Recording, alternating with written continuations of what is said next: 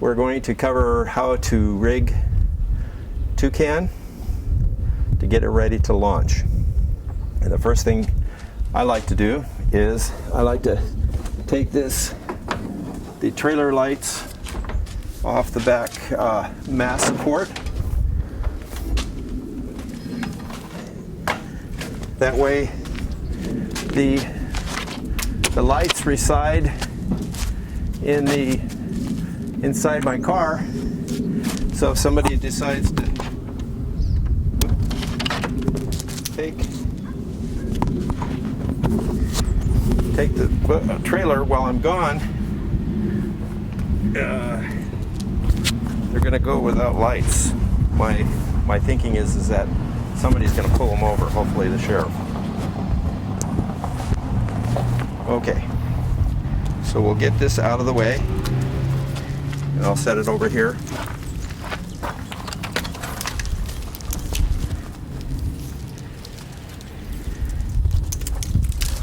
Okay, the next step will be to take the sail cover off, and the sail cover is sewn so that this is the last part you loop over, because the front has a nice big pocket to keep it on while you're going down the road. I also, as you will see, I haven't got it on right now, but when I get ready for traveling, I will put like a small shipping blanket up on the front just to keep down any kind of chafing from the wind moving the cover. So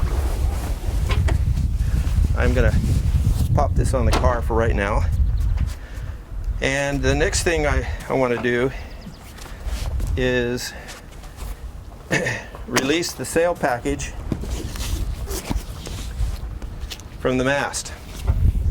And I like to keep this well colored so you don't miss it up here, kind of keep all of that together, because I also keep it up here. When I remove the pin down here, I put it in the box.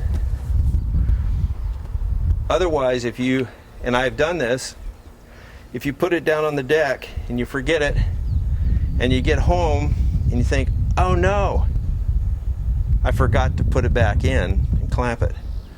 That's an expensive piece to replace. So I have found a way to remind myself that this thing is up here. I'm not to move until I get it off the bow. So I will carefully move all the straps. Now this one back here, I'm just going to keep back here.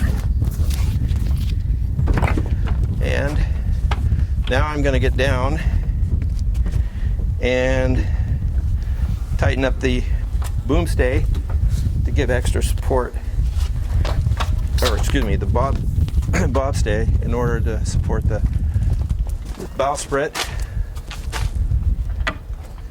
while I raise the mast. So I just tighten that up. This is the bob stay. It's parted here so that it doesn't interfere with this piece here. But I found also later, when I go over the retrieving, I have to kind of loosen this and bring it up. Okay, back up again. Now I raised the mast myself manually for 8 years without a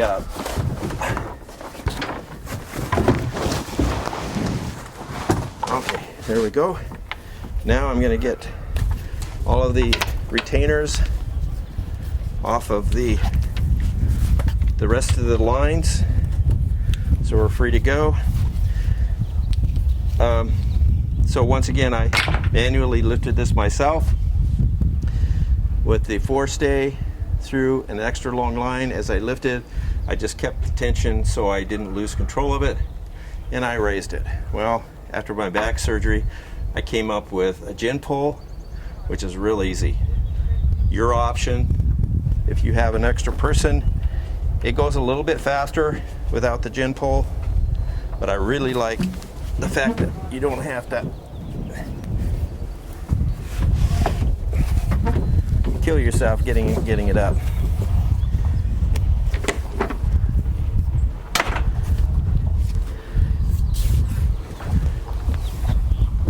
I'm only about 4 miles away from the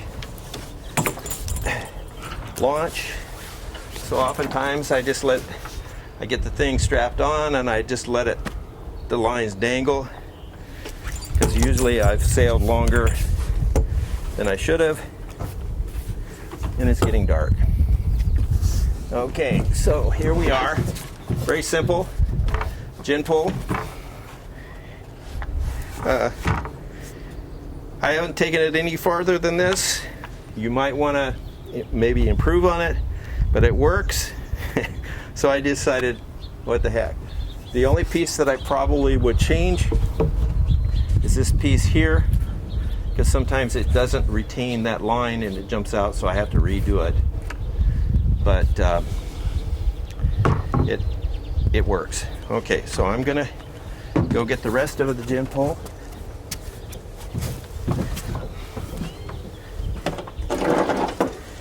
So the mechanical advantage that I have here works really well, at least for me. Okay, so this with the shackle, quick release shackle, is going to be hooked to the forestay. I like to tie this line around the forestay because I don't always trust these things. Okay, now I'm going to move it forward and we're going to hook everything up. Actually, I think what I'll do is I'll get back down and just make it a little safer.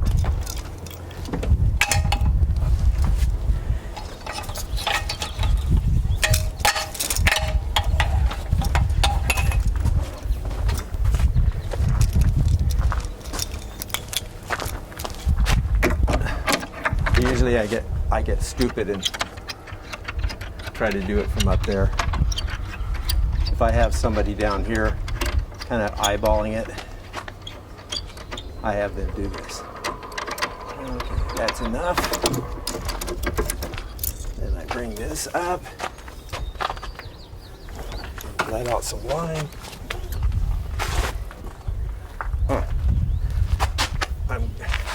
Looks like I've got myself locked in. Got my communication cable kind of.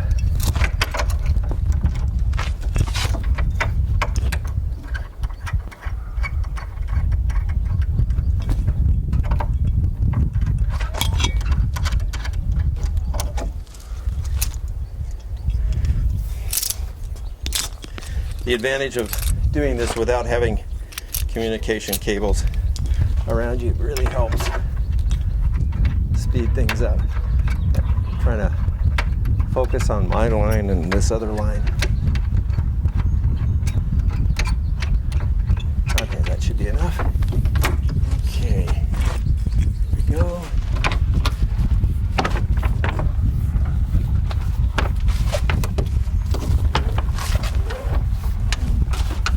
Okay, good. Now we're back up.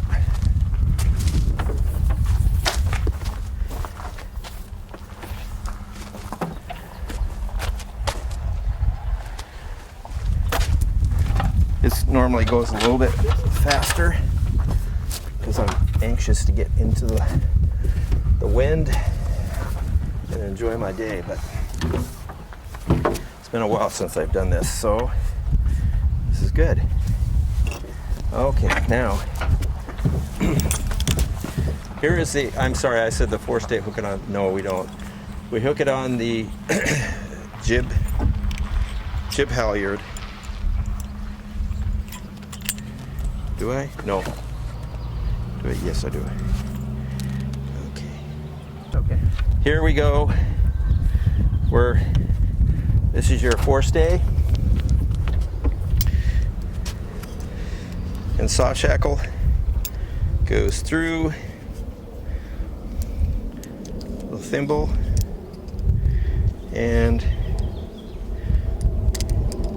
it's locked in.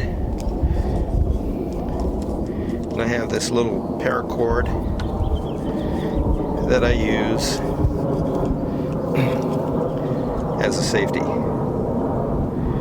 I just kind of work that around through the other paracord, and then definitely the square knot. Should be.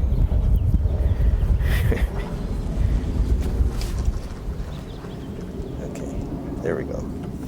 Square knot. Okay, now we're ready. Everything looks untangled.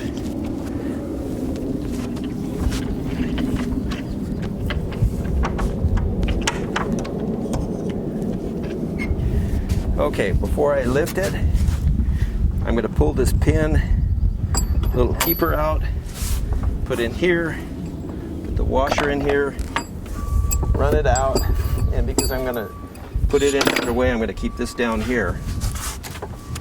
Okay, now we're going to go ahead and lift it.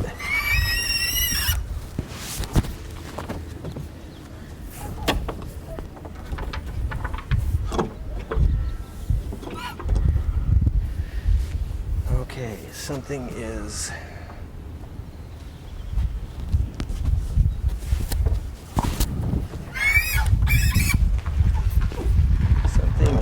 hanging up.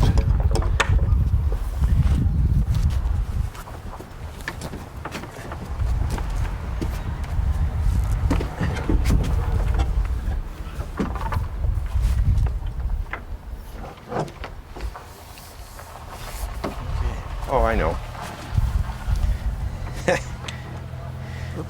Forgot to put my gin pole up. That's good.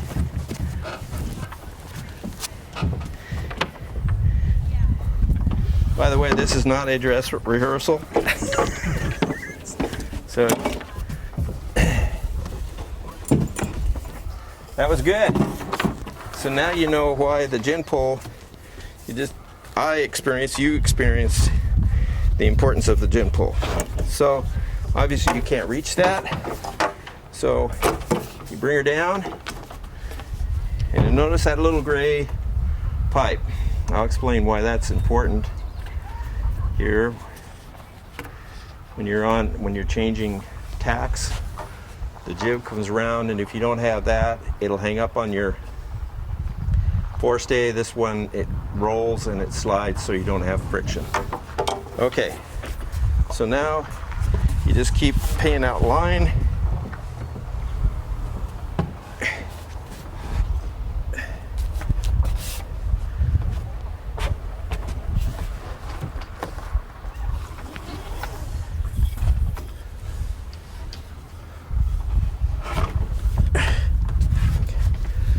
And you put this right by the cleat, right in front of it.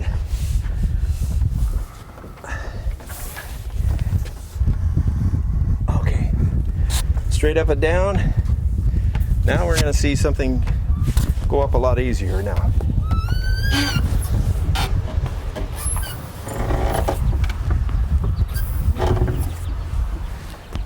Good idea, just keep an eye on everything. Make sure your lines that you have down here do not get caught up as this front piece goes down into the tabernacle. Otherwise the lines are going to get jammed in there and you're going to have to let it down. Now, I don't know if you heard that, but this thing is movable. Be prepared for a little noise. It's a little unnerving if you don't know what's going to happen. But it just happened. It's going to happen. I haven't been able to figure out how to stop it.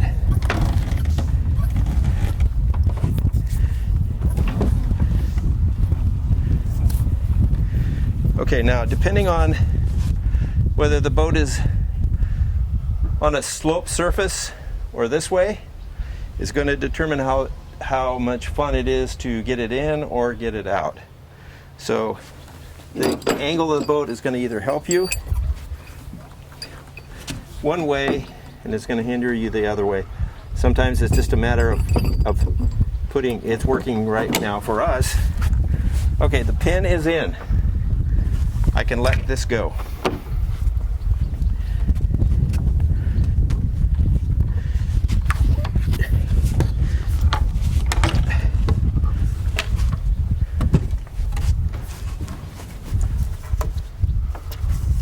Okay, that is off. And for right now, oh no. Well, it looks like I get to make another one for you. That was really smart.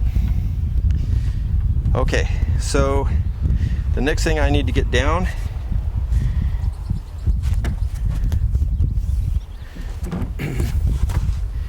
before I do that, put the washer and the clip on.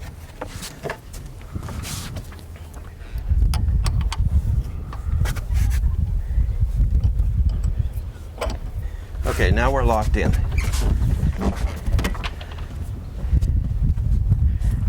Gotta go around this way.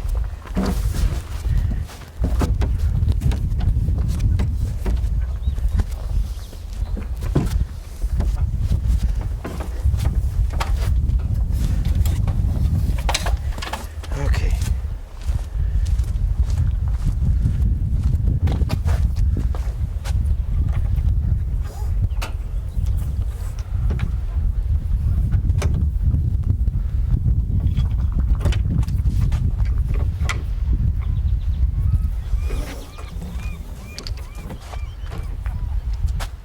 And do my backup safety. And when I get it out of that, I like to tie it again so I don't lose it. Then I pull the shackle, released. Now we're released. Okay.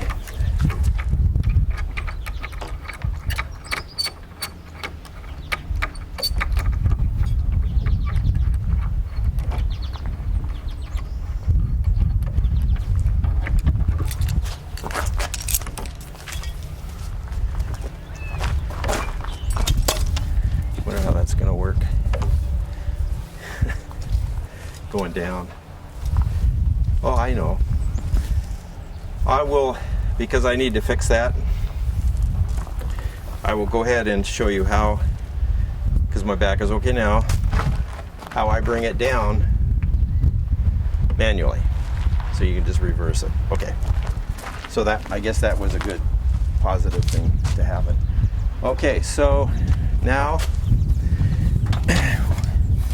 we work on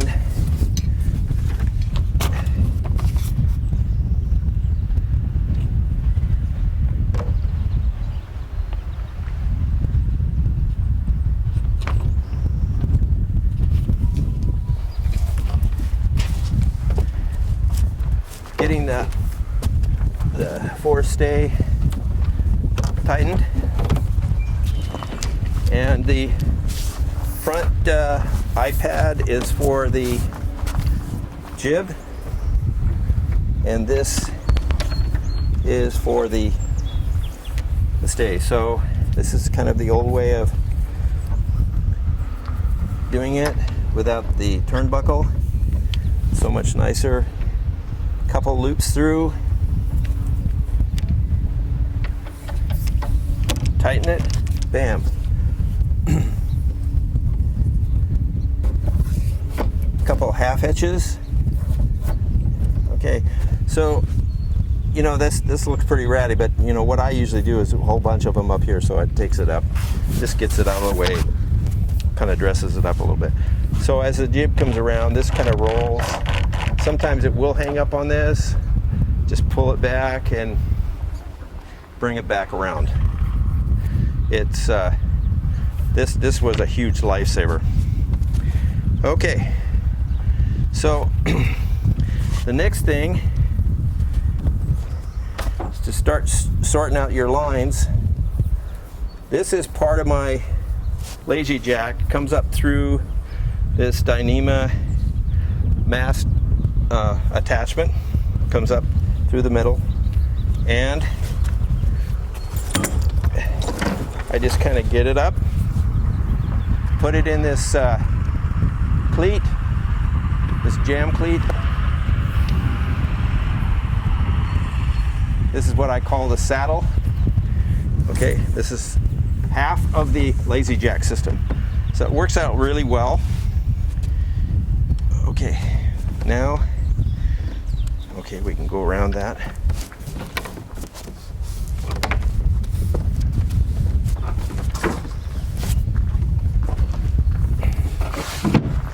Okay, that's loose.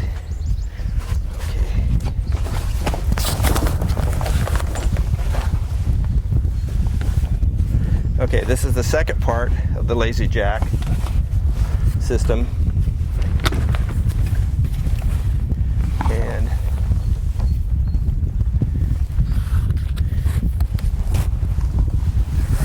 somehow we got it around.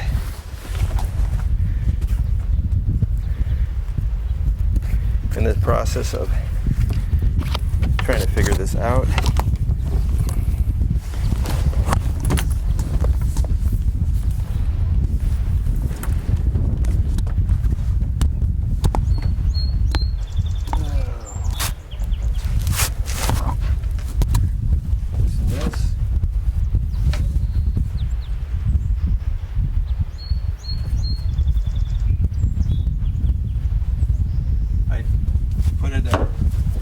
Put it up to, I don't want to lose it. Put it up close next to the back.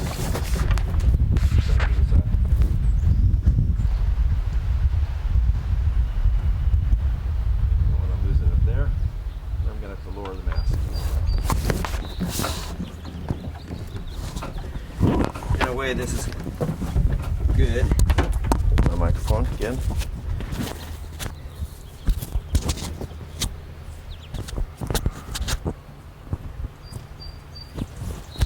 Okay, so I'm going to bring this around the back.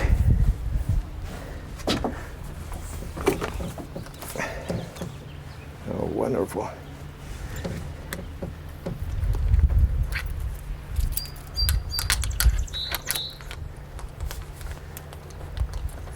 Okay, bring it on this side. That's where it belongs.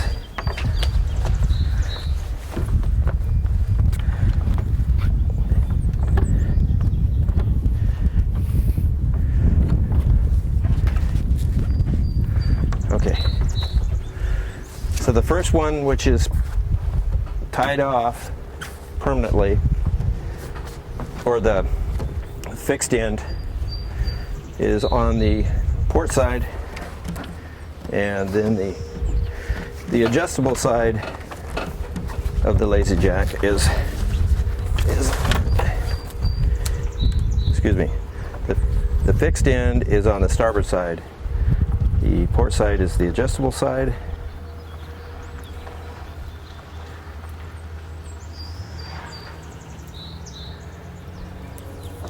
There we go. Through the block, through the cleat. Okay, now we can do this. Okay, I like to get it up kind of out of the way. We're set. This is locked in so that it can't go flying away on us. Now I need to, the sail is furrowed and tied in with the yard and the boom. So I've got these crisscross straps that have to come off. And right now I'm just going to leave them up here.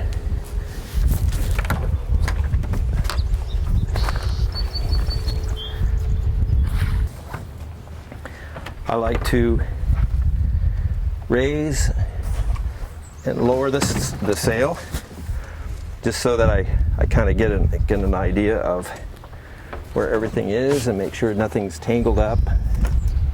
Okay, we're all set. The saddle's set, the lazy jack I actually want to lower the lazy jack just a little bit. Okay. So the halyard is on this side. Okay, so now we're going up. We've got everything set. We've got our lazy jack set. We're going to raise it. Got your saddle set and your boom out haul, in haul line here. I like to keep it that way, so when you're sailing, you want to try to keep your boom as level as you can. So if you don't mess with this, I'll show you, see what happens? It drops the back of the boom. So that's not a good sail shape position to have. Makes it more difficult to sail. So we're ready. And again, I like to put all of the halyard down in here, out of the cockpit, so it doesn't get tied up with anything.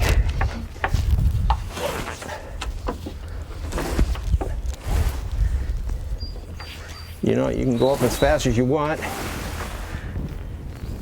I like to go up a little bit and keep checking things.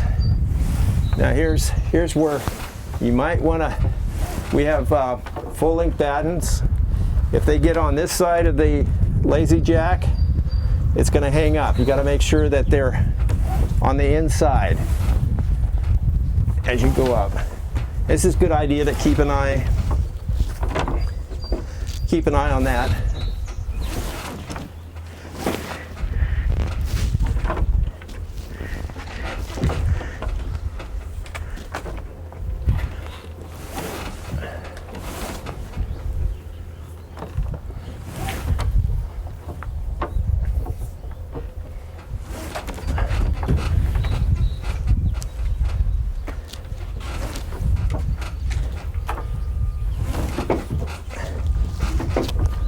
Okay. Cam cleat or jam cleat, whichever you want to call it, and then a fair lead here. I've not had a situation where it jumps out of that. Some people like to put cleats down here to make sure, but I like it ready to go. I've never had knocked it loose, but if it should knock loose,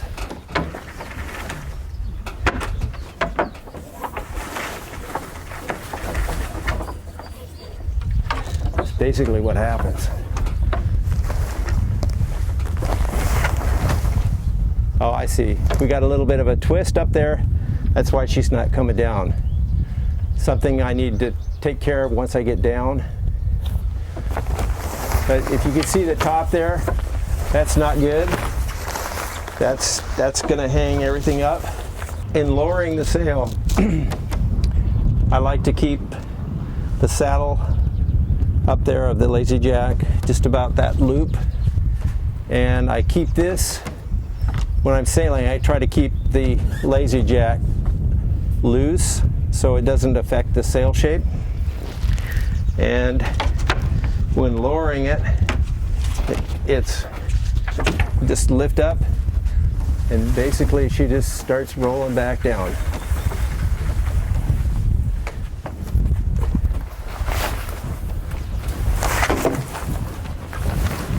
Now as you're bringing it down, if you're bringing it down for good, it's a good idea to just start folding it, furrowing it.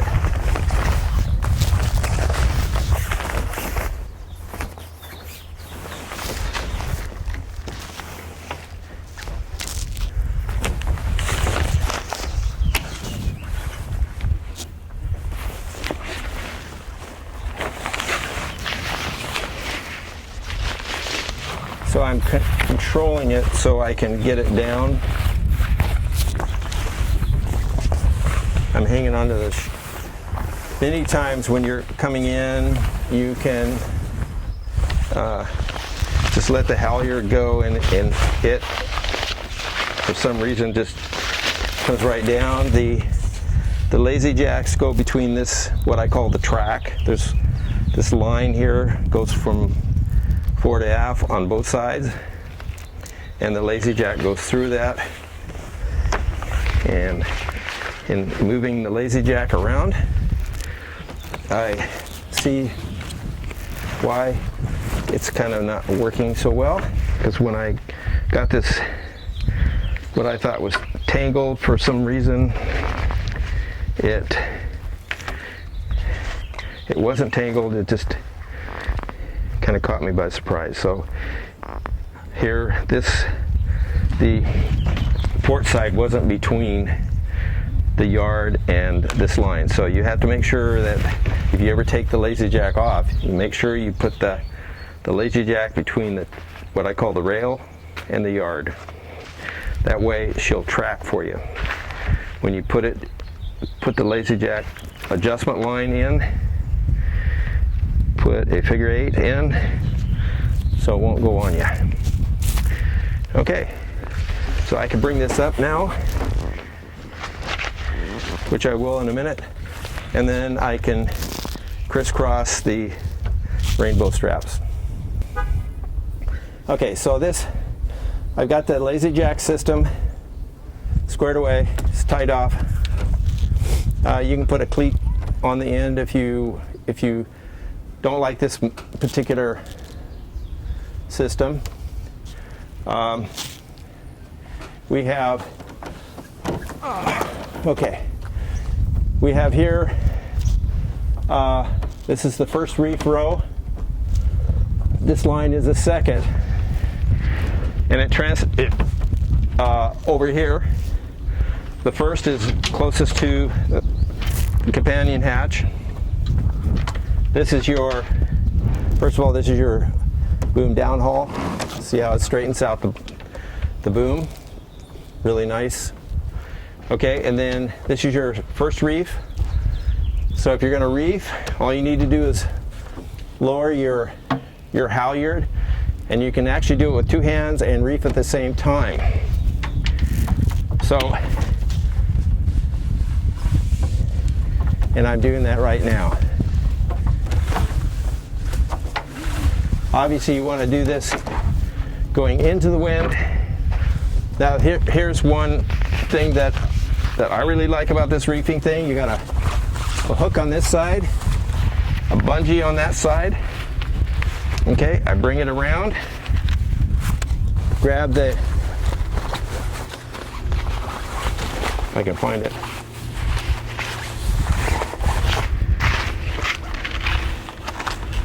Oh yeah, of course.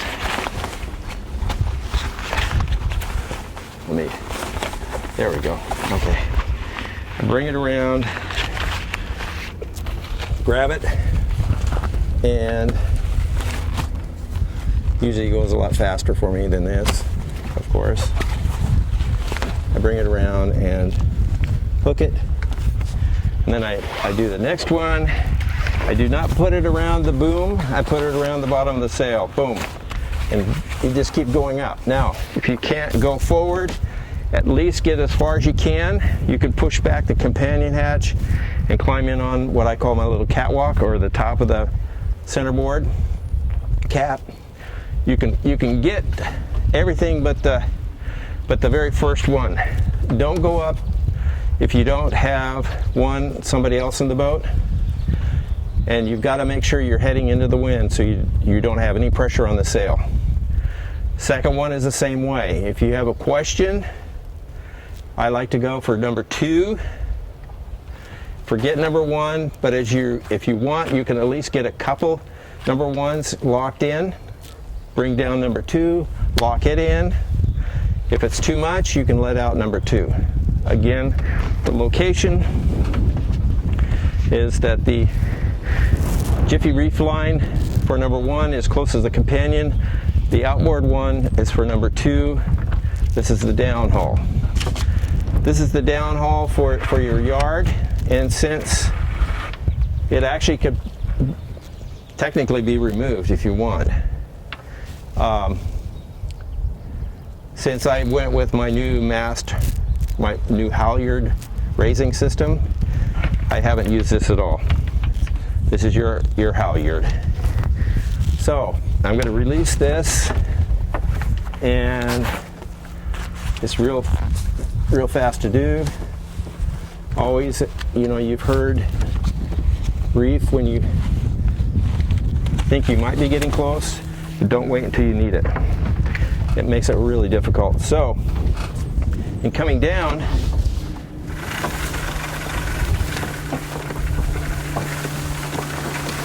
so if you're coming in strong and you get used to the momentum of the boat, you can time when to take the power out of the sail by dropping this real quickly.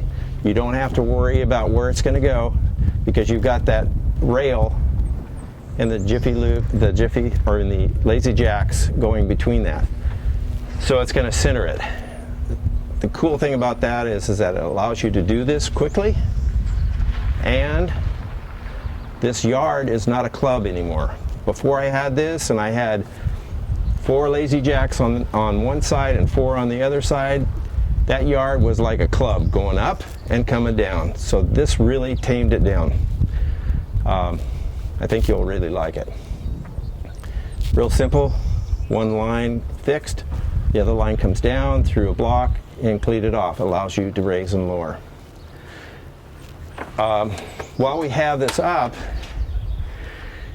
I think we might as well go ahead and show how I put my Bimini on, Bimini/Dodger.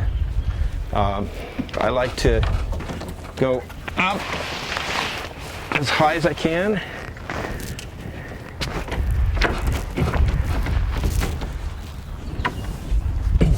This is where you're going to have to raise the saddle.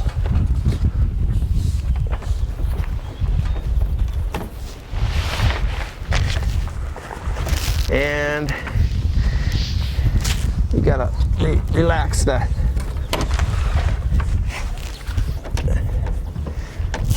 downhole. Okay, I like to get it up, lock it in.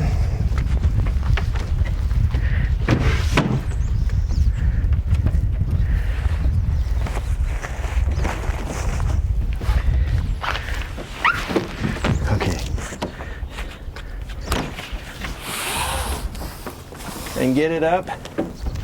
Okay, so there's 2 stainless steel anchors, and you'll see on the cover. So in putting up the Dodger Bimini, it goes forward. Even when your companion hatch is open, it still goes far enough forward so you have a companion hatch cover. It goes back to just about here. So if you're traveling, say under motor, and it's raining and it's miserable, you can put on the front window skirt and the side skirts if you wish. I've done that, and I've turned on my Wallace stove, had the heat coming out of the companion area. It was perfect. Then if I want it up and I want to stand up as versus sit down, I can stand back here, steer, and I can look over the top of it, no problem. There is a little window, as you will see in the roof of the cover, that you could take down if you want to use it for sailing. I thought I would, but I don't like it up with the sailing. So anyway, so it locks in to these 2 pieces, and then you've got a little lever on the side that you pull back to release it so you can get it out. I lock them in, then I take the boot off of the cover, and I come back and I anchor the metal pole into this side and this side. Then I push forward and I use these to clamp on the little eye that's on the front. So you kind of push down. You might have to move the metal side pieces in and out to adjust that. if it's raining, the canopy stops right about here, so you will get water into the rainwater into the cockpit. If I know it's going to rain, I have a white, one of those vinyl plastic tarps, kind of like the blue ones that you see, but I went white because it lets more light in, and there are places that you can get different sizes. So the kringle that I put a rope through one of the front kringles, tie it to the bottom of the boom, run it back, tie it to the back of the boom, and sometimes I'll drape it over the back. Now I've got full cockpit coverage. In the cover that you're getting, there is a zipper in the back, and with a ribbon tail attached to that removable zipper, where you can, with little kringles in it, and you can tie your tarp to that if you wish. I at one time was thinking I would just have an extension made. The zipper is there. Everything, they just have to sew it to it and it's done. Then you can enclose the whole cockpit. At that time, I didn't know what I was working with, trying to adjust the design in the back, and I didn't want to do it. In storing it while you're underway, I've done two ways. When you bring it down, I usually lay it down here before I disconnect. I put the boot on, even if it's wet, I put the boot on, zip it, then I disconnect the boot, or sometimes I'll just leave it here and just let it be. If I'm going to travel with it that way, I always make sure that the back end is strapped down to the boat. The other way I've done the traveling is I take it out of the side shoes, and then I lay it up on top of the anchor box, and then I put a couple straps to strap it to the handrail, and then I strapped the front down so the wind doesn't pick it up. I've done it both ways, whatever works best for you. Okay, we've dropped the sail, we've furrowed it. I might want to do this, make some adjustments.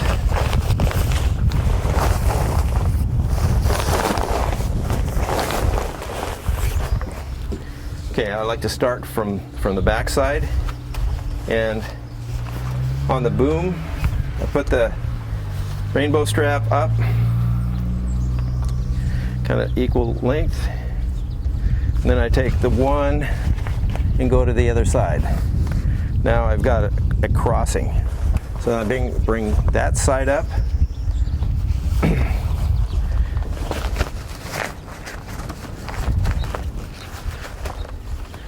and I put it under the yard, put the other one under the yard. Now I've got the sail scissored in, and I flip it around and tie it on the yard. Same procedure. Locate the boom, bring the strap around, make it equal, as equal as possible. Bring the other one across, so now you have one lead on each side of the boom, and it crosses. It's got to cross in order to make this work. So then I bring it around, and I find the yard. I go around the sail and under the yard, crossing, and then I cinch it up. So you you go underneath and you cross over on the boom, go up, cross over underneath the yard, go over the top, and tie it. So you've got a crossing all the way up, and that secures the sail so it's not going to be moving around.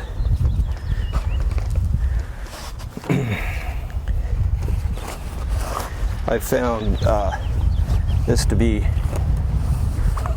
very, very useful and a little time consuming, but it's a good way to do it. Okay, this one comes up. Okay.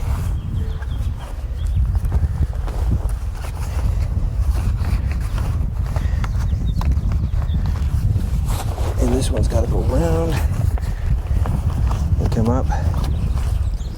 So you've got this rainbow all the way around both sides and crossing on the boom in the yard. That really does lock it in well. Okay, the last one.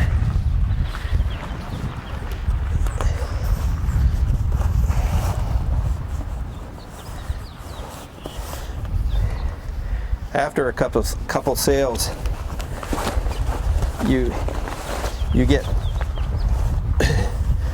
pretty good at this. So it's been a while. Okay, so crossing.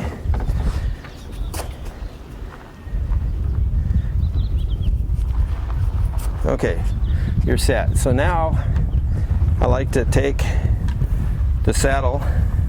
I don't want to lose it, so I come around and tie it onto the, what I call the mast.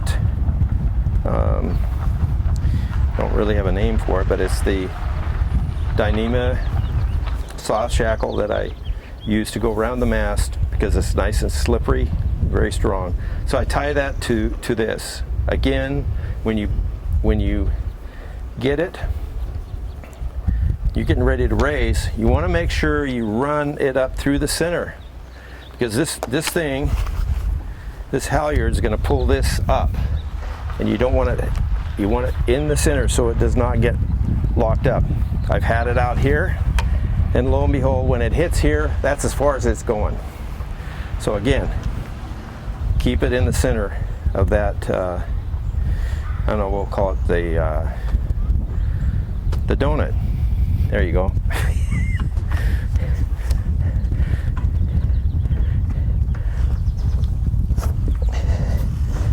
Okay. So now we need to loosen this, get it off to the side. Again, make sure you have a figure 8 on that. And we can let the yard go because we're almost done. I like to pull it away so it just clears all of this garbage on this side, the turn blocks and the other pin on top of the tabernacle. Okay, so now we are ready, of course.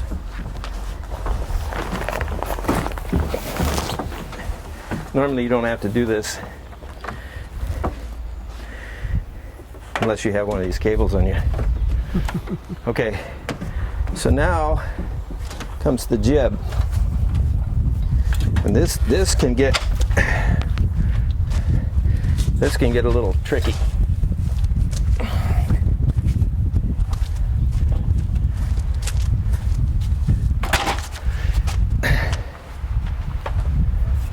It's a good idea. Again, this is tight, but when you after you raise this and everything else, you want to double check the tightness of your bob stay. Okay, here comes the mine twister. Okay, so I've got this, and I'm going to keep it on. So when you unroll, it's going to roll counterclockwise to come out. Okay, so what you know that it's going to go this way. So as your furling rolls out, you want the line to roll in. Okay, and then when you pull the line to pull the sail, roll the sail up, you want to have enough line in here, which is another, I like to put another 3 turns before I hook it up, so that in the process of setting it up and everything else, you didn't short yourself. I've always found if you do it right with the line right there and you pull it out, you'll always have a portion of the sail that doesn't go in. And it's not fun to do it when you're over the water. So that's going to go this way. Okay, so that's how it's going to wind. So we're going to go clockwise a couple turns. So when it goes counterclockwise, it's going to roll up. So what I did, I know I'm going to go counterclockwise, so you want to put 2 or 3 turns clockwise, so at least you got some safety in there. Then you hook it up to your pad eye, and once you get that hooked up, then you go up and tighten the jib.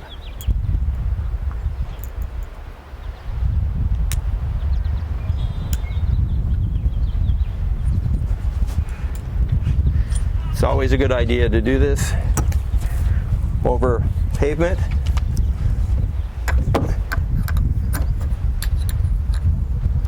Otherwise, you're going to lose some necessary pin and holder. In learning how to use this, when I first got it, I ended up doing this over the water. I sailed for a while without a jib because of that. Okay. There we go.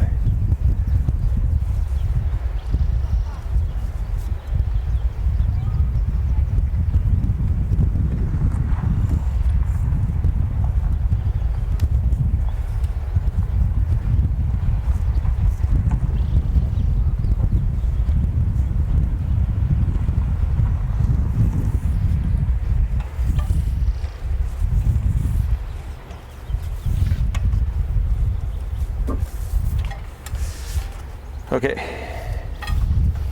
first, fair laid right on the boom.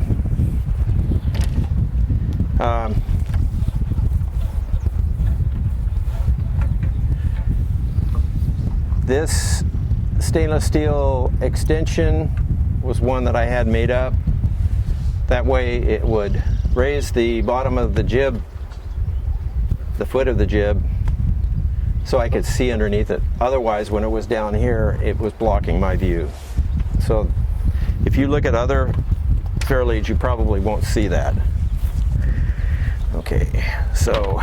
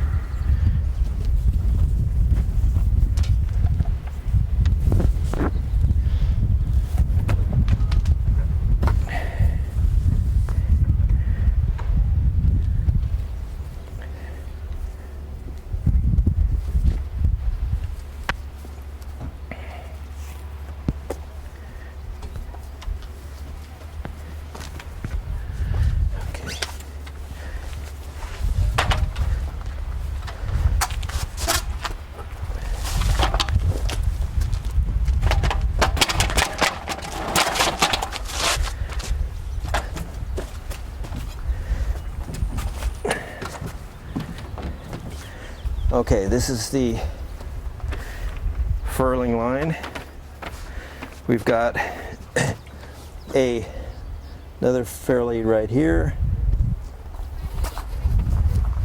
and another fair lead right here. So you need 3 fair leads before you get back to the block. And I like to put a line through the horn cleat, put a bowline in it. Okay, that way it's not gonna get away from me. And then I just cleat it off. Okay. Now, Jim, you might want to get over here.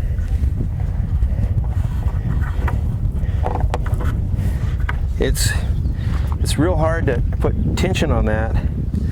What I like to do is hold it and pull it this way, and then pull it. So you kind of use that one as a leverage to tighten it up. Okay.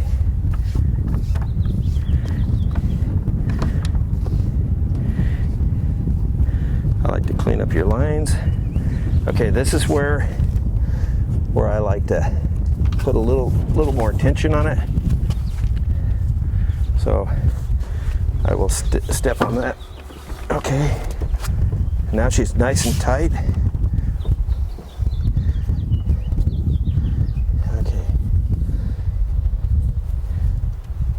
There we go. Okay.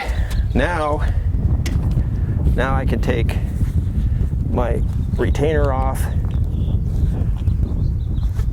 A little bungee. Maybe. Okay. So I'll hang that right there.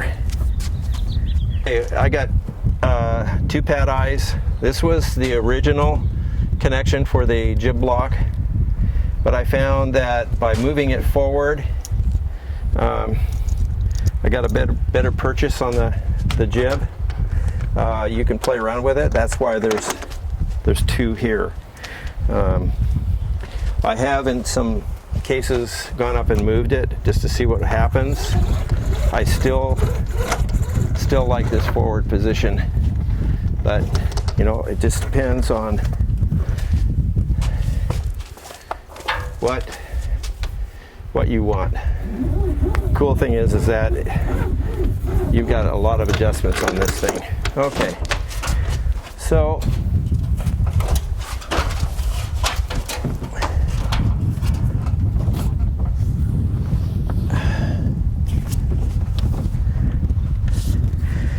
okay, jib sheet in hand. I'm going to release the furling and pull the jib out.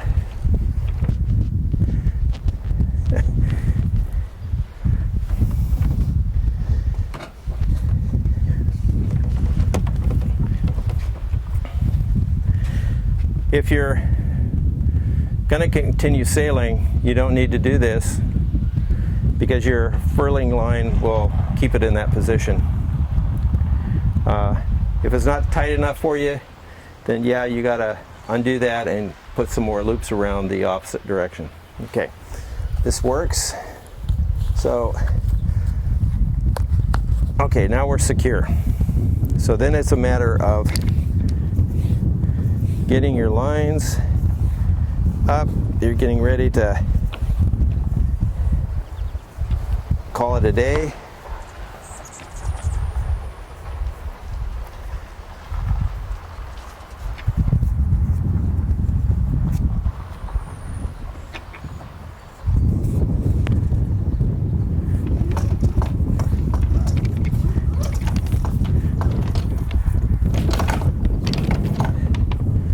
Make sure that your jib blocks, they're shackled. Make sure you take those off before you travel. So I like to because I have traveled with them before and said I'd never do that again because I don't want to lose them. They're expensive.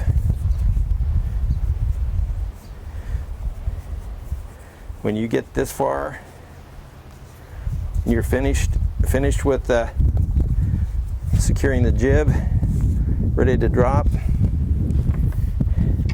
You get dropped. So you're focusing just on the jib.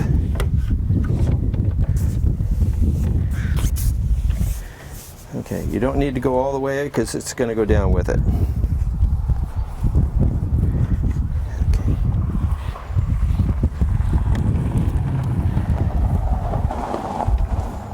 Okay.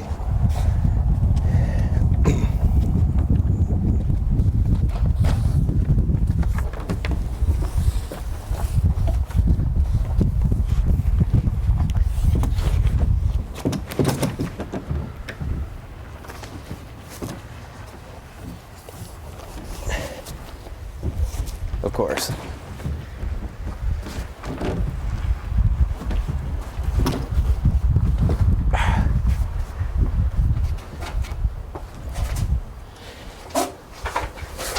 So instead of jumping all over, which we probably have done, I like when I do the jib, okay, I like to do the jib. I'm done. There's no more that I have to do except, and I'm going to have Jim walk around to this side.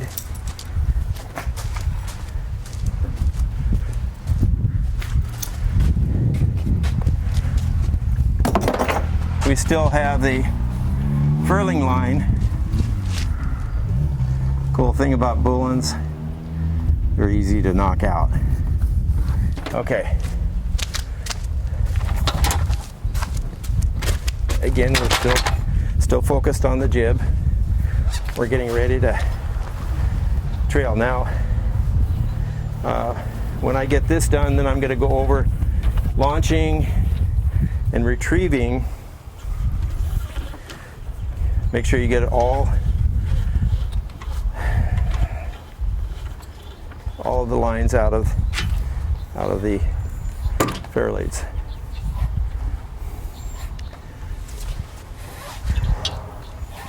So when we get done with this, I'll go over, before we drop the mast, I'll go over launching and retrieving, because there is one couple things that I have found that really works well for me, and you might find even a better way.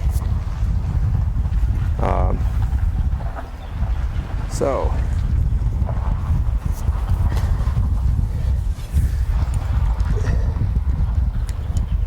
again, a good idea to do this when you're over pavement, because you can find the piece that you dropped a lot easier.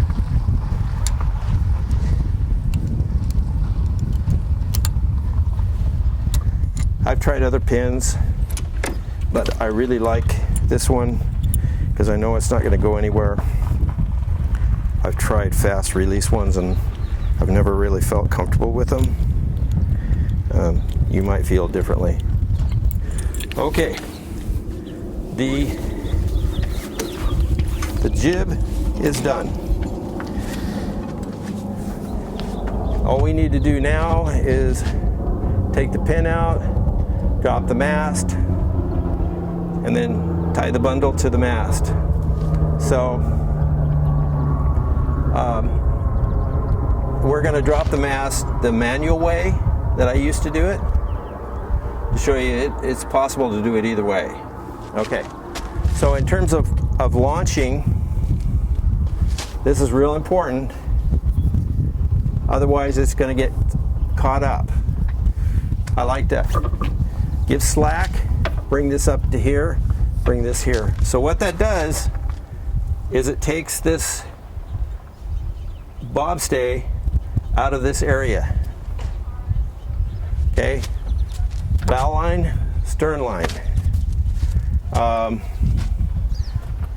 Because lately I've launched it by myself. I take the bow line, I tie an extra long line on it, I take it to the dock, so I don't lose the boat. The stern line, I do the same. If you have a person on the dock, it's real easy. They can hold both lines.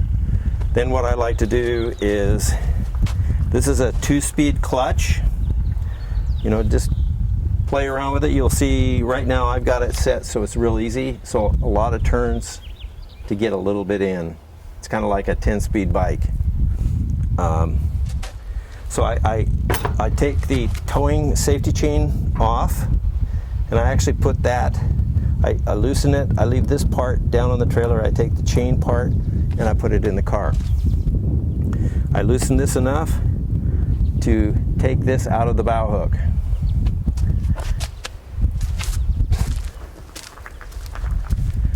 These stern straps, I used to have, there are plugs in the stern, you'll see them.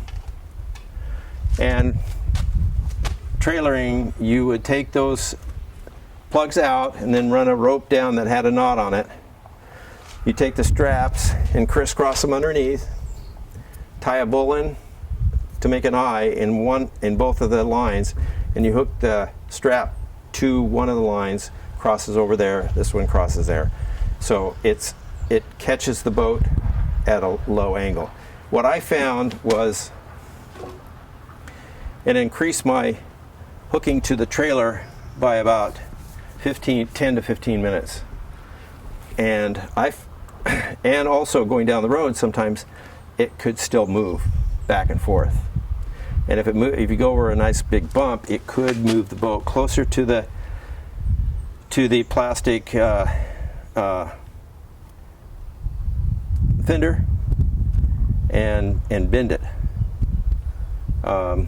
So you know, for quite a while I kept checking that and having to get out and move it. And so then I came up with this strap system, which it hooks on to one of the cleats, comes down. You've got these for chafing.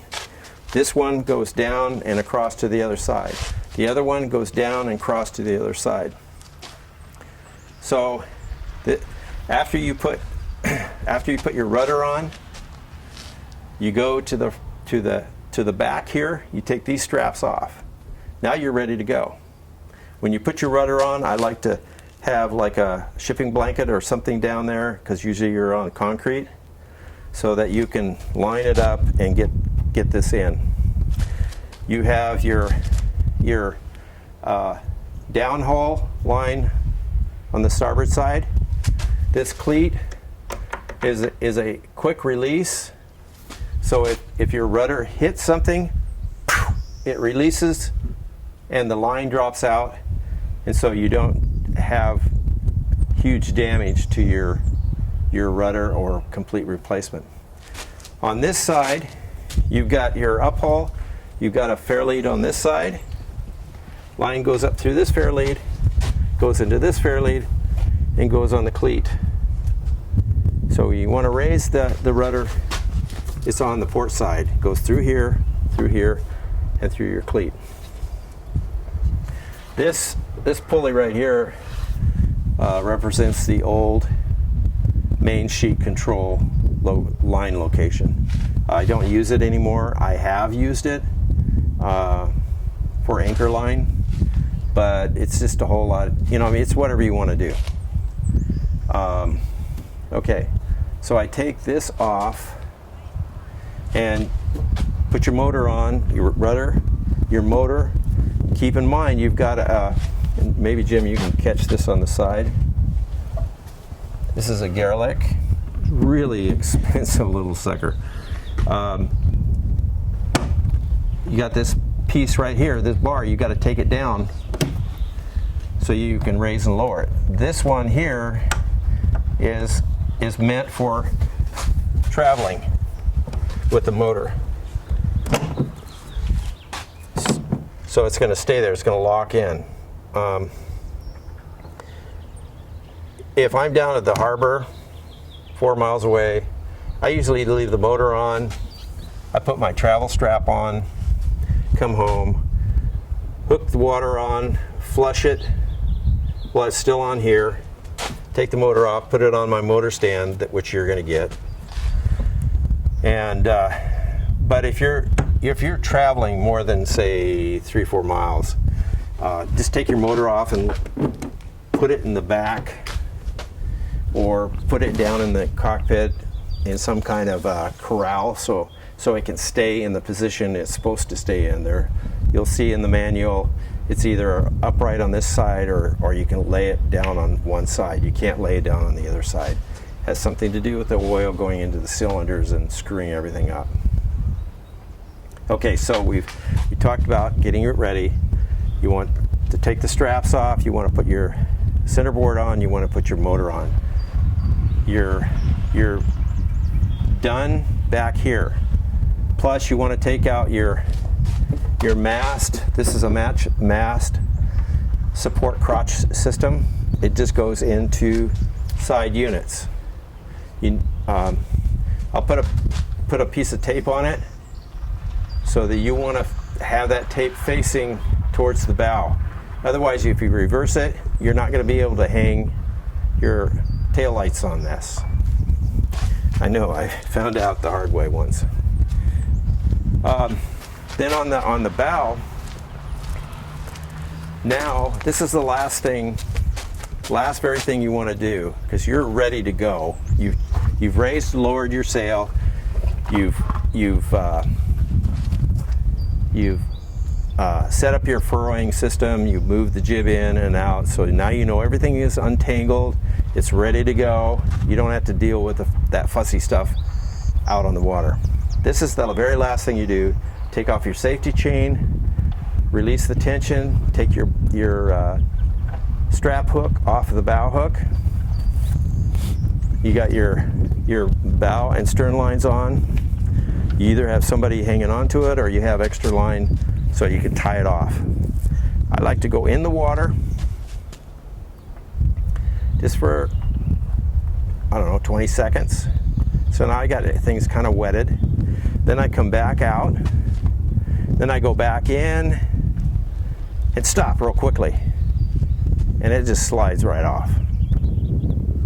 In terms of retrieving, this is the tricky part. Okay, you don't have to put your safety line on until you get ready to road. That is the last thing you want to put on before you start going down the road. But so the boat comes up. The amount of water that you put the trailer in is going to determine how much fun you have up here. If your back of your trailer is too deep in relationship to the bottom of the hole, this bow hook is going to be up here. It's going to force it up. So, or force it down. Can't remember. One or the other, it's not going to line up. So if it doesn't line up, so that this roller and this roller has the bow hook in between, that's where you want it. You want your strap to go in between the two plates and strap onto the bow hook. That's your secret. If you're having trouble up here, that means your trailer is too deep.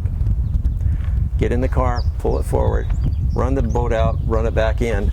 You can manually move this plate back and forth. So once you got it lined up, she'll go in real easily. This 2-speed clutch is a cast me out. I mean, it is great.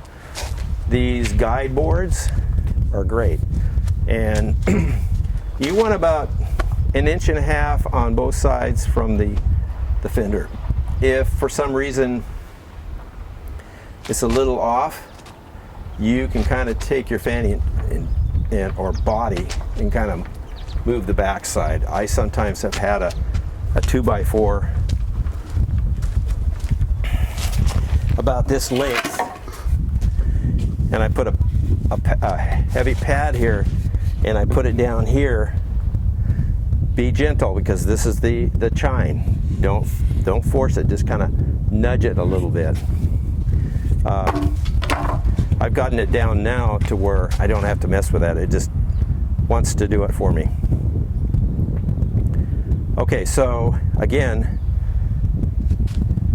how deep the back end of the trailer is in relationship to the bottom of the hull is the secret of getting it on easily and getting the bow hook to go between these two yellow rollers.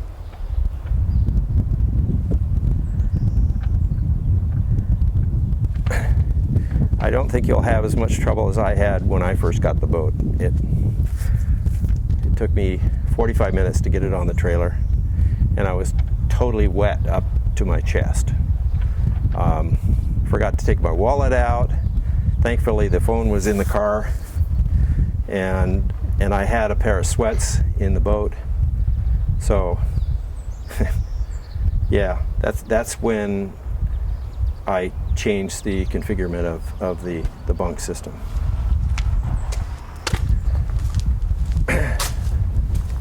So, let me make sure that I've covered everything.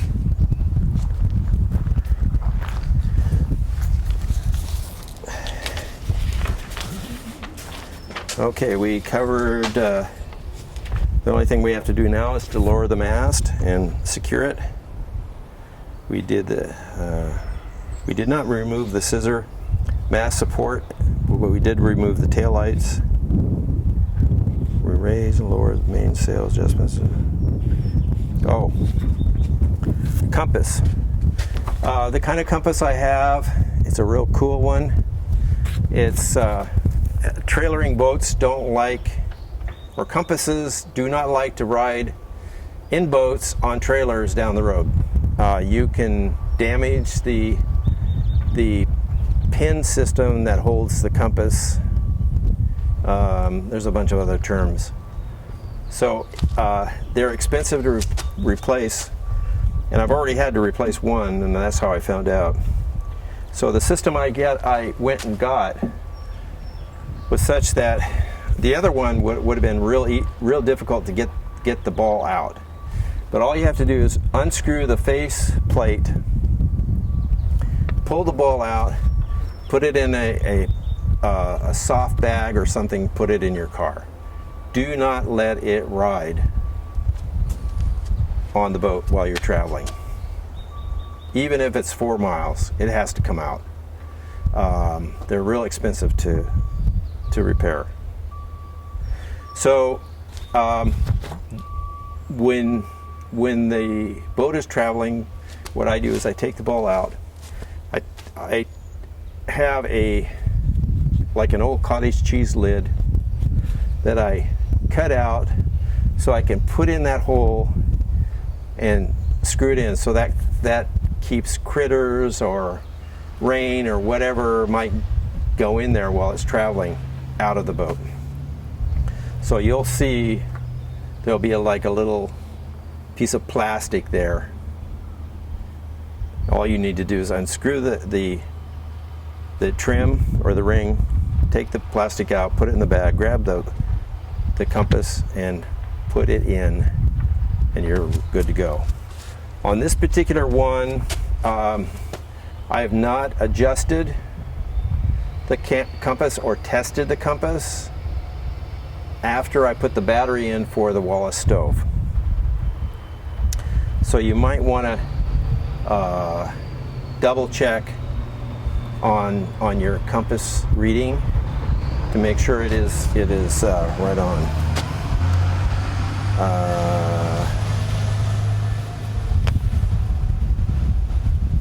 Oh, the centerboard in lowering, and I've got a winch on the inside. Okay, I'm going in to get the winch handle for the centerboard, and you got these drop hatches, and it's always where you store. And so I have a little bungee right here that seems to work really well. Before they were getting thrown all over the place. So this is pretty cool.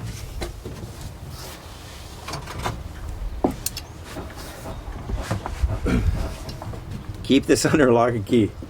If you don't have this, you've got a problem. Okay, there's your winch, and raising and lowering. you just lower it to release it, and then okay, and then you just a couple wraps, and then it's a matter. Okay, there it is, and then you tie it off.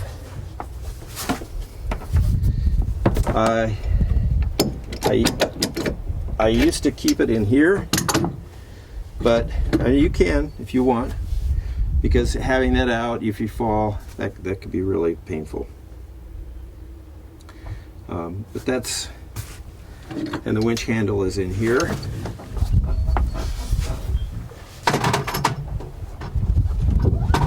This is the ensign pole that goes on the back of the rudder cheek, and it pins in, and you got two little things for American flag or whatever you want to put on.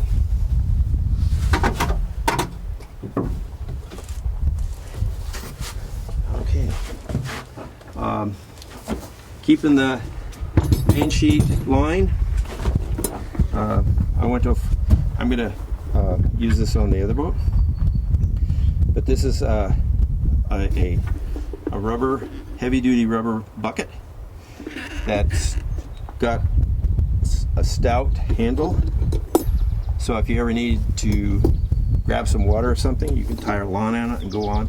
So it needs to be sturdy, so it's double purpose. Plus, if I have some wag bags and a small opening there that this bucket goes in, this goes on top with the wag bag thing in here, and that makes a great portable restroom. It's beautiful. This goes with the boat, of course. This doesn't, but these are any farm store should have them. And so I actually have two, and I put other stuff in it. Usually I don't have to take my main sheet line out of it, but I like any kind of a rubber bucket would be good, because it's good to keep the line out of the cockpit if you can. This piece here is used. Here, I'll get this back on.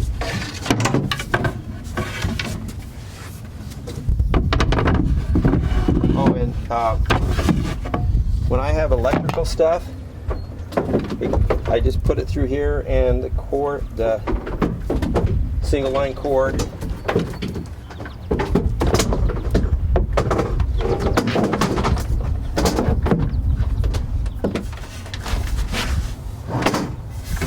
goes through.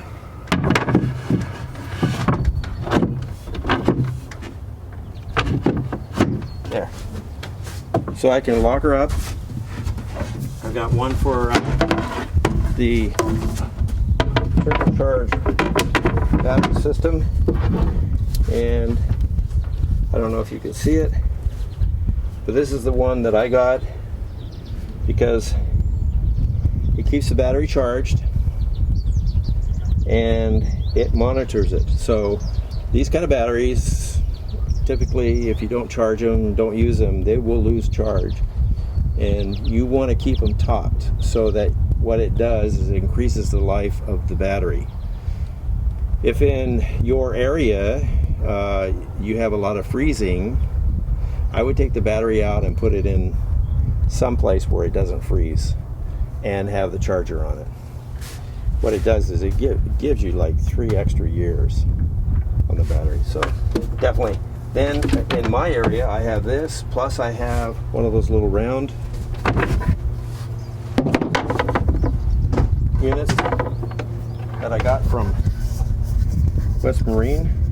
Got a little teeny heater and a fan in it, and it gives off just enough heat. No, hardly any, you can't even sense it, but just enough to keep the mildew down.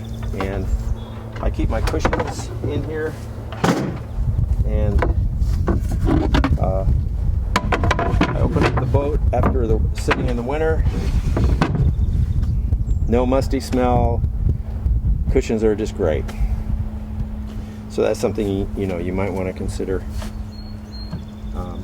Otherwise, you got to end up with a little musty smell. Okay, so this is set. That's our And then I wanted to show you, oh, here it is, this piece.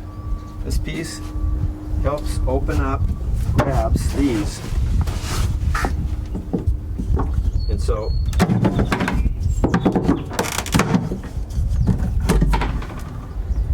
it makes it a lot easier, because these are a nice tight fit.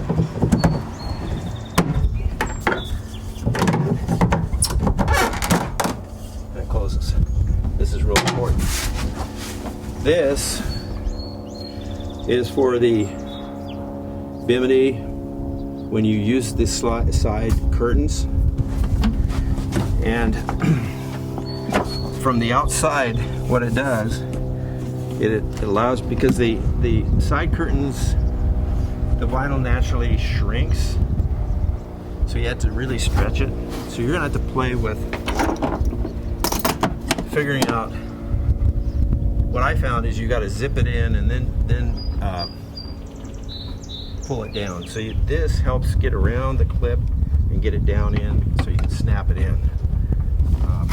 Now this, I left it on, the sides on, for like 2 weeks, and then went out, and it made it a lot easier to snap it on. But most of the time you're going to find that the side curtains, you don't use them that much, but I have used them, and they've been really, really valuable. Okay, I think one thing I didn't mention was, after you get the mast up, you need to tighten your shrouds. We didn't do that. I'll show you in a minute. I won't tighten it, but I'll show you.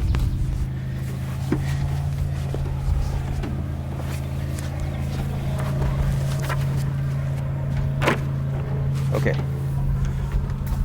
these are the shrouds, and it's a matter of just tightening them up. Then you gotta kind of loosen them. In order to lower it, you need to have them loose. Otherwise, that thing isn't gonna move. Okay, both sides loose.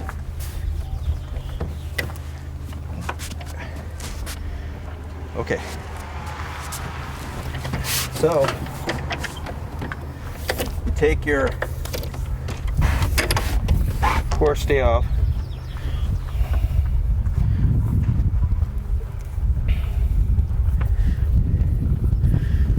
I like to tie a bowl in here. Okay.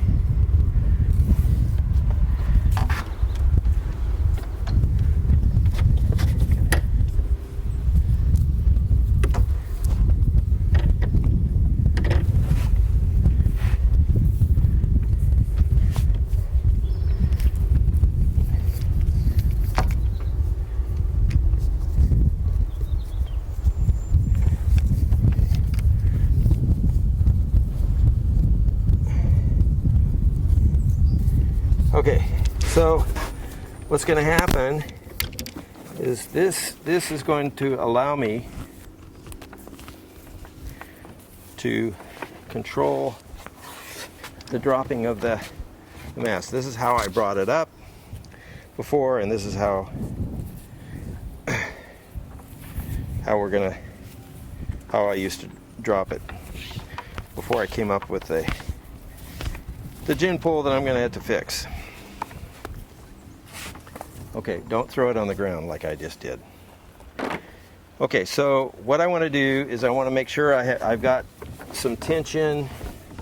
I just want to make sure I got at least some control on it. Pull the pin. Pull the pin out. This time I like to drop it in the bucket. Okay, now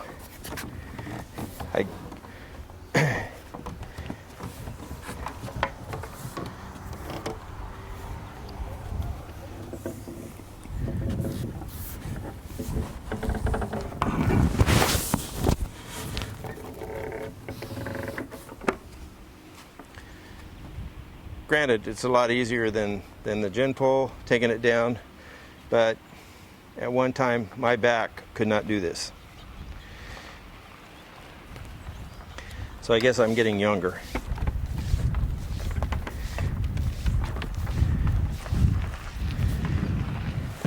Okay.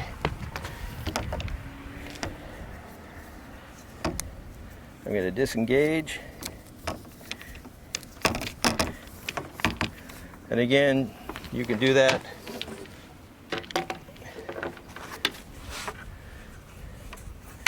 it's a lot easier just to do this so that you just have less lines to fuss with. And now we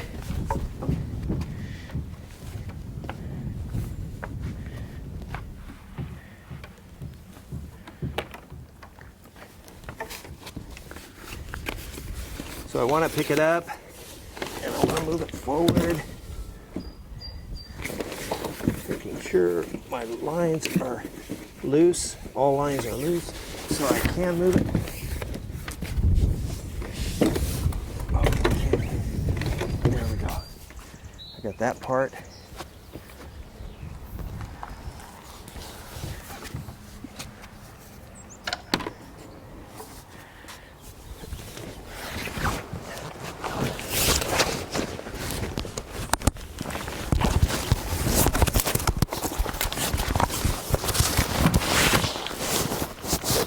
Cords to worry about this.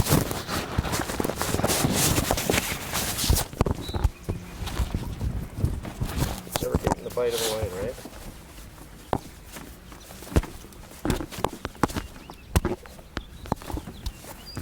Okay, here we go. Okay. Put it on top.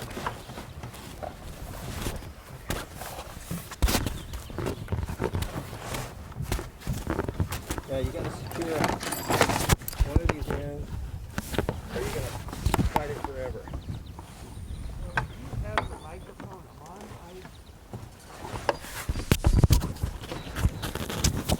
How much did you get?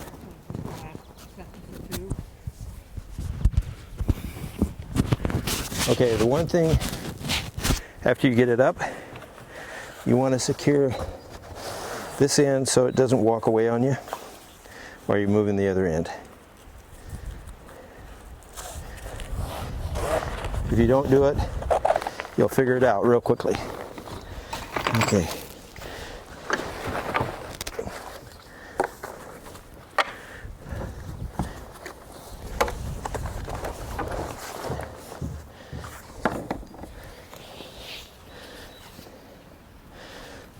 The last thing I like to do in terms of lines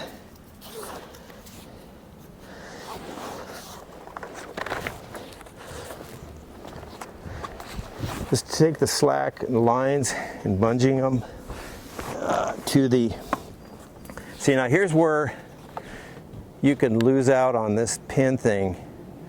Where you're getting this thing down, look what's down here, that pin. So that's why I put the box there with a tape. So the one thing I like to do before I even get in the car and move it is I go around, I double check tightness of the tie down straps in the in the stern. Make sure my bow strap is secure and not going to move. My safety chain's on. I make sure my tires aren't flat and all that stuff. So I run around, I look at the deck, make sure I don't have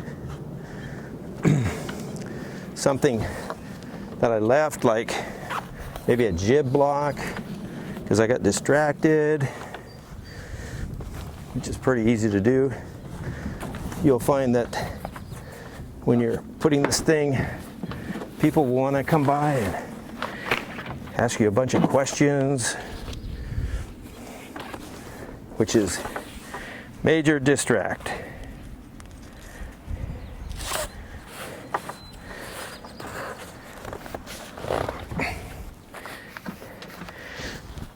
Oh boy.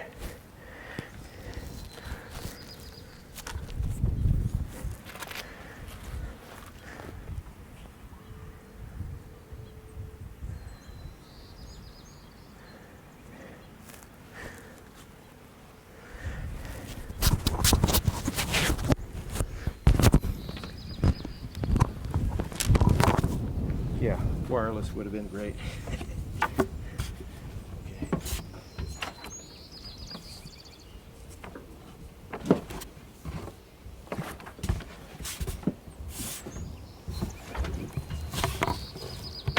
Okay.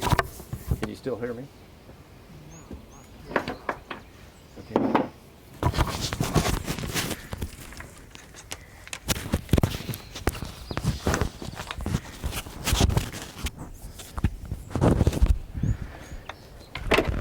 Okay.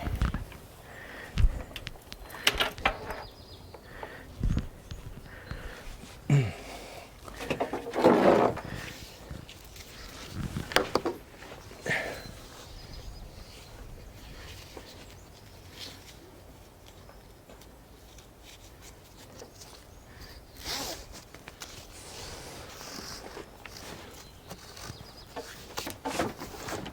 Okay. Now I've taken two of these bungee things and put them together so that I can get all the way around. And I want to get out of the loop here. So I like to start bringing back the lines. This way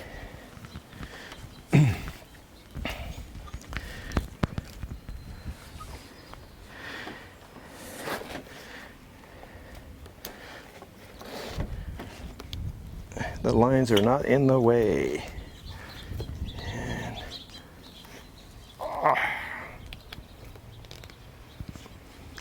these bungees are notorious for wearing out. So quite some time ago I got a bunch of them from, I think it was Amazon. So we've got it secure. What I like to do is take a strap around the back side, which I will do. Not now, but I will do it. And run it down to the cleat. Run it down to the cleat so it stays down, it doesn't bounce on the support back there.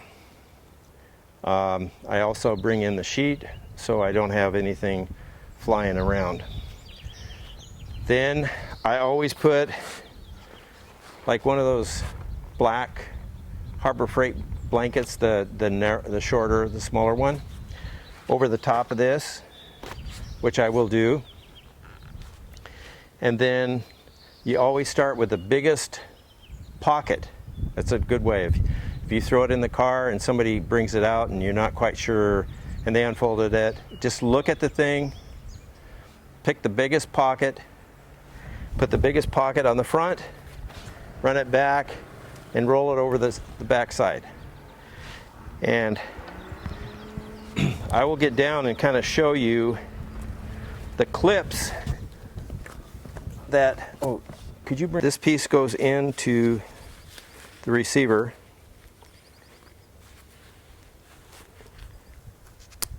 Okay, it's in. Now you could pull and pull and pull, it's not going to come out. But if you look at the side, it says lift the dot. So there's a little dot there. And so you kind of press it at the same time.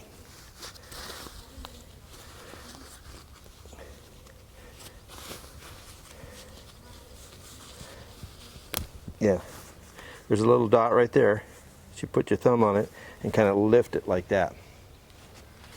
What I like to do if I'm going any distance, I like to at least have half of them clipped, and then I take kind of like the red straps, but I use black ones, or you can use rope for that matter to go around it just to help keep it from flopping all over the place.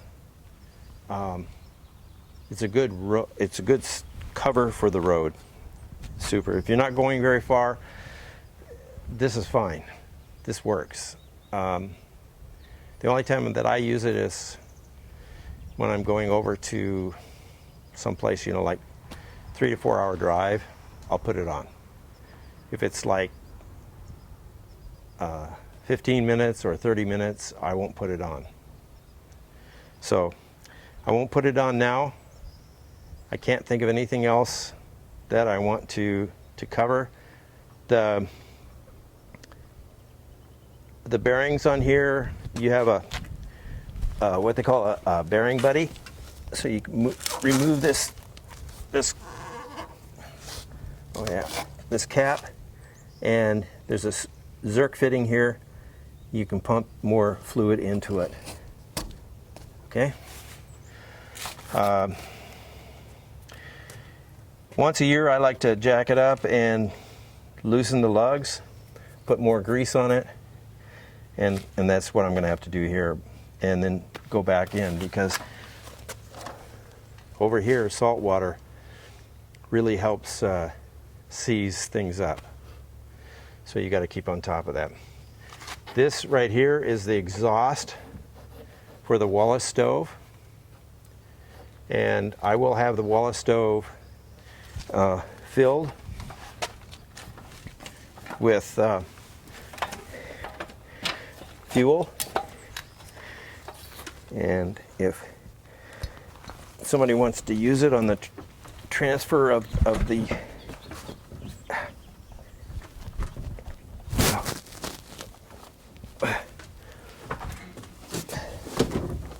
boat, that's fine. But it's a kerosene stove, and the kerosene tank is inside. And when I first got the Wallace stove, they recommended clean heat. And I used that up until maybe 4 years ago. And then they says, oh, you're just wasting your time. Just use regular kerosene.